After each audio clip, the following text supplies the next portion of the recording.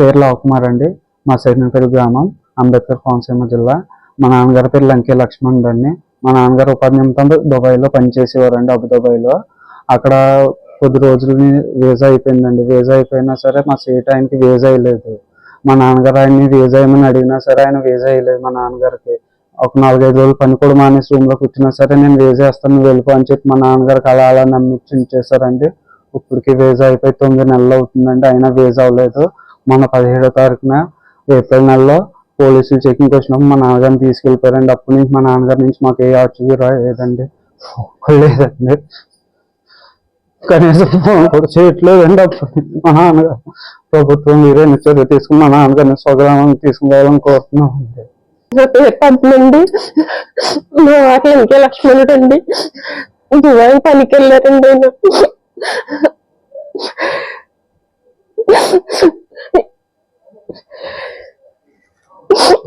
Visa అయిపోయిందండి. Visa enjoy side వరకు చెప్పామండి.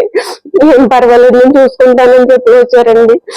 తర్వాత మేము ఫోన్ చేస్తే ఫోన్ ఎత్తట్లేదండి. మా వారని మళ్ళీ సైటింగ్ మెసేజ్ చేసి చెప్పామండి. మేము చెప్పిన తర్వాత ఆయన చెప్పారండి, ఇలా పోలీసులు తీసుకెళ్లారు, 2-3 రోజుల్లో పంపించేస్తాను, మీ డాడీ ఇండియా వచ్చేస్తారని చెప్పారండి.